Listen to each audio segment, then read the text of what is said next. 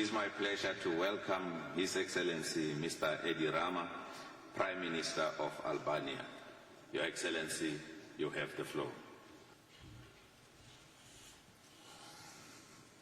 Well, I decided to leave aside my well-prepared speech because in the meantime, since yesterday, I was watching the silent TV screens in the Leaders' Lounge, where the organizers have thoughtfully added green plants above the comfortable couches.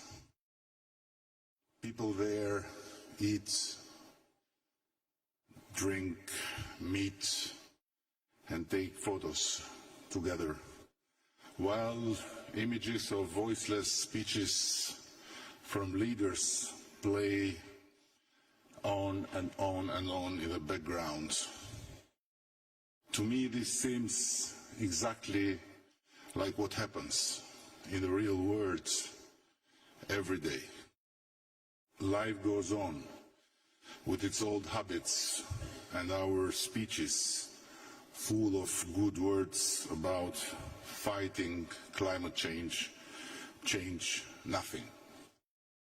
Worse, as the UN Secretary General emphasized yesterday, carbon emissions actually increased last year from previous COP to this COP instead of decreasing. And ambitious goals are once again postponed in a world increasingly confused and deeply divided.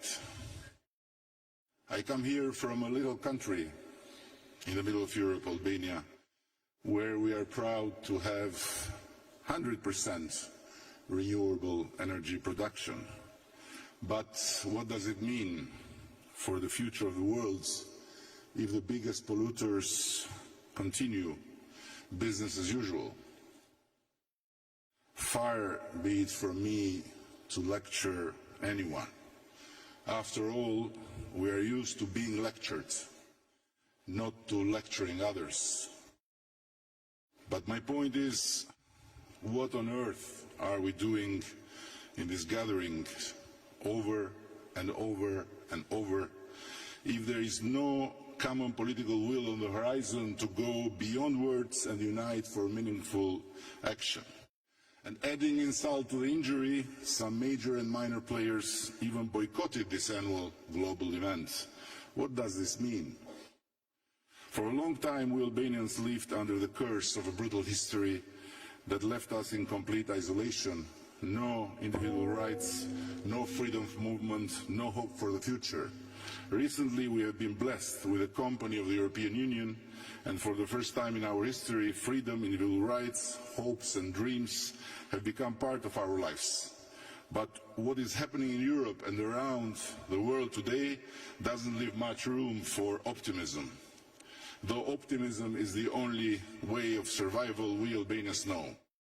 And while my voiceless image plays on the silent TV screens of the beautiful lounge next to this room, I want to end by evoking here a story from Anas bin Malik, may Allah be pleased with him, and I'm a Catholic by the way, who narrated that the Prophet Muhammad, peace be upon him, said, if the day of judgment comes while one of you has a sapling in his hands, if he is able to plant it before it comes, let him plant it. Thank you very much. Thank you, Your Excellency.